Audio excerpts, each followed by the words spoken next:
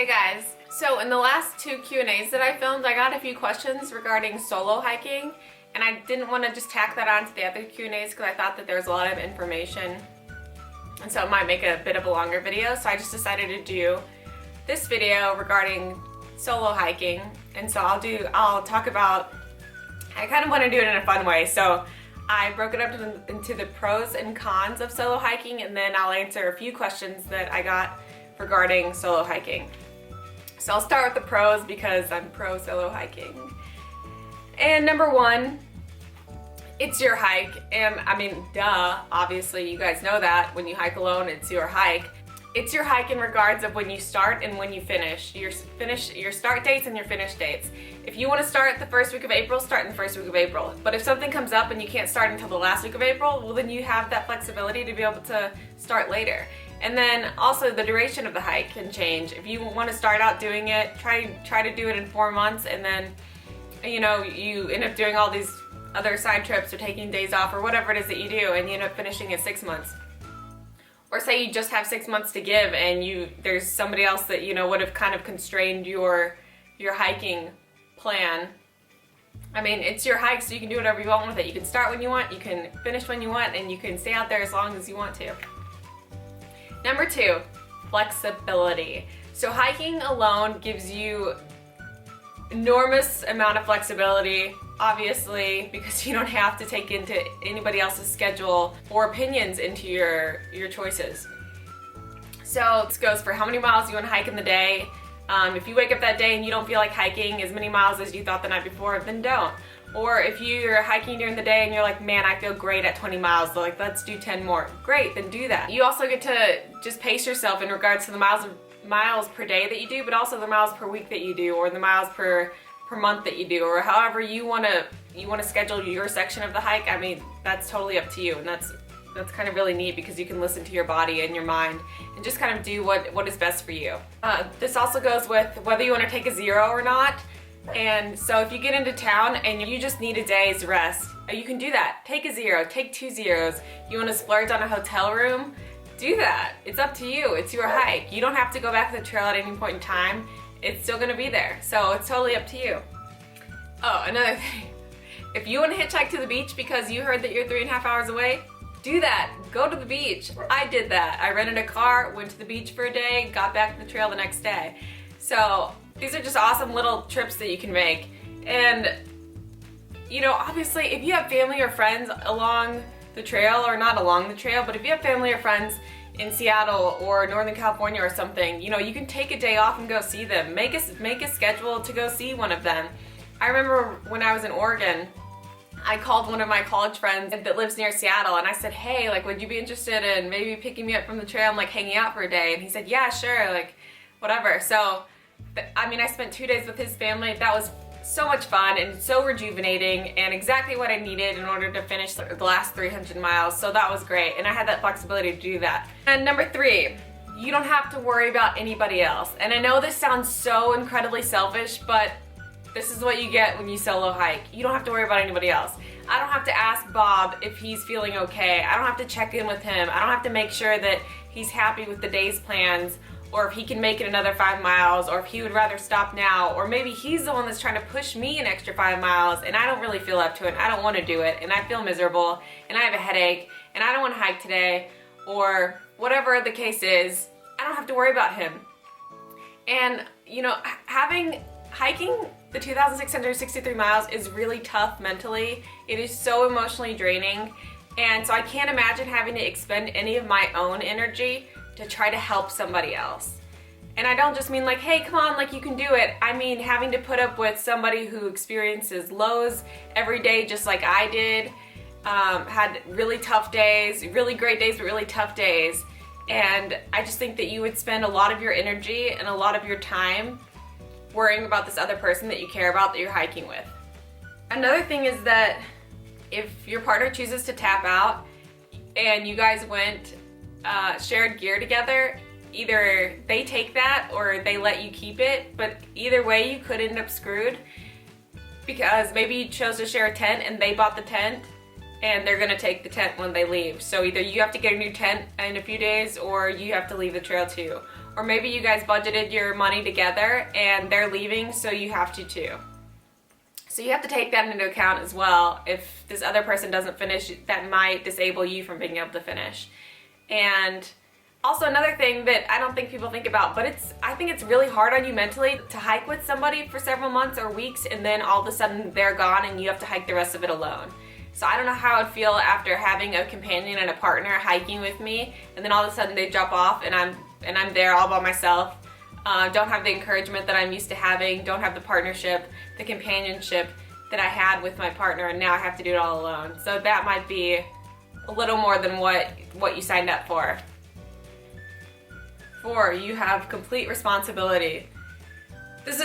I think this is more of a pro, but it's also a con in my con list. So you know that every choice that you make is your choice. So if you make the choice to go 27 miles because that's the way that the water sources are, that's kind of how you hike anyway, you go based on where the water is and things like that. So you make this choice because water was supposed to be there, but water isn't there. Well, you have nobody to blame but yourself, because that's the choice that you make when you set out that day. So I think that that's kind of neat. You're responsible for yourself. You can't get mad at anybody because you made the choices, and I think that's very powerful. Imagine how accomplished you'll feel after 2,663 miles of saying, every choice I made led me to the finish line. Like, every choice I made led me here. And yes, you'll make some bad choices and some dumb ones, but you'll still get there. And I just feel like the accomplishment of having done it all by yourself, made bad choices, made good choices, they were your choices and you made them. And I just think the feeling of being able to accomplish this on your own is just such a great feat. So now that we have the pros out of the way, let's move on to the cons. Number 1, you gotta carry all the weight. You can't split the weight of your tent, you can't split the weight of any other gear with your partner, and maybe you wouldn't even if you had a partner, but I just imagine in the perfect world, because I saw lots of couples hiking out there and it's like the guy carried the majority of the weight, and I think that's cool. I wish I had somebody carry the weight of any of my stuff. Number 2, sometimes you might feel lonely. Obviously, that's just a part of being alone, traveling alone, living alone. I mean, you know that that's a consequence of being alone, is feeling lonely at sometimes. And if that does happen, I think that you have the opportunity to meet other people. You can link up with a couple of other hikers or another hiker and hike with them for a day, or get into town and have a meal with a few of them.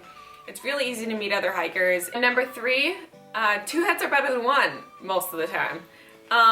You know, there's somebody that you have to consult with regarding maps, regarding water sources, regarding the weather, regarding wildfires. You guys can use your heads and make the best choices and make plans, and you kind of have somebody to help you and to rely on in that way. And you can do this as well using other hikers that you meet. I was always constantly talking to people when I passed them or when they passed me, which wasn't often, but I would ask them like, hey, did you find the water source up there? Or how much further is it? Or have you heard anything about the wildfire, you know, around Crater Lake? Or I would just constantly be asking them something, you know, whether it be about the weather or about, you know, are there other hikers up there ahead of you? Or, well, what's the water look like? Things like that. So, I mean, although it's a con to solo hiking, there's also a way around it if you desire. And number 4 is also a con. You have to be totally reliant on yourself. And so mentally, physically, emotionally, everything is you. So you are the one that has to pick yourself up every single day and convince yourself to continue going. Like, you're the one that has to talk yourself into doing the big miles, getting over the big summits. And so, I mean, that can be really draining, and it would have been really nice to be able to call somebody every day, or, you know, during those tough moments, and be like, just tell me that I can do it, just tell me that I can do it. And I think that when you have a partner, they're kind of there with you, and you guys can share that with each other and be encouraging when one needs to be. So let's move on to the Q&A. So I got 3 questions regarding just solo hiking, so I wanted to answer those because I didn't get to them in the previous 2 Q&As. So number 1, how did your family and friends react to you hiking alone?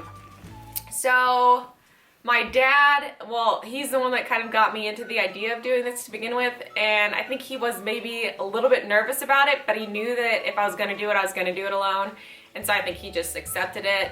My friends, when I told them about this, I don't think that they realized what the Pacific Crest Trail was, or kind of the amount of time it would take, or even how difficult it would be, so they didn't really have an opinion as far as me going alone. But I think they, like my family, just figured I would. I do a lot of things alone. I travel alone all the time. That's just my personality. I like doing things alone. I like having the freedom by choosing to do things alone. That goes with my family as well. I know that a lot of my aunts and uncles were a little bit maybe worried, but they were more or less, you know, how are you going to protect yourself? And not so much against the animals, but against the people. I think they just imagined like a lot of criminals out there or something like that. Their imagination ran a bit wild as far as seeing, oh my gosh, there's going to be this little girl, like, you know, running around the woods by herself. Like, who wouldn't want to kidnap her? Or, you know, I don't know. I think they just thought that the murderers and the criminals all hike the Pacific Crest Trail and live out in the woods and are just waiting for solo female hikers. I don't know what they thought. But, so I mean, they were a little bit nervous for me, but I think that if they know me, if anybody knows me, they would anticipate that I would do this alone. And I really didn't entertain the idea of going with anybody at all from the very beginning. So it was always gonna be me, all me or nothing. So, number 2, do you recommend hiking solo or with somebody, or perhaps a combo? I think that this totally depends on you as a person. Like, if you're one of those people that kind of needs somebody and needs encouragement and doesn't do well being alone or doing things alone, then obviously you should be looking for a partner. You may be able to find that partner out on the trail. You meet so many people out there, and honestly, if I for one day wanted to hike with somebody, or for 3 months to hike with somebody, I could have. It's so easy to meet people, and you just kind of find who you find, figure out who you drive with, and if that's your plan, then I just get out there and meet somebody out there. Realize that if you are hiking alone, it takes a lot of mental and emotional strength to be able to get yourself through it alone. Like I said, if you're one of those people that needs other people and needs the encouragement and doesn't do well alone, then you definitely do need a partner, because this will be one of the toughest things that you probably do in your life.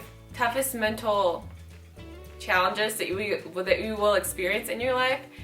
So if you feel like you need another person to be supportive and to help you out there, then I definitely recommend you doing it. And there's nothing wrong with that. I did not meet that many solo hikers, especially female solo hikers. So by no means am I telling you that you're not as good if you don't do it alone, because you are. Everybody is great. If you can successfully hike the Pacific Crest Trail, you are amazing, and I don't care if you did it with 10 people or you did it with 0 people.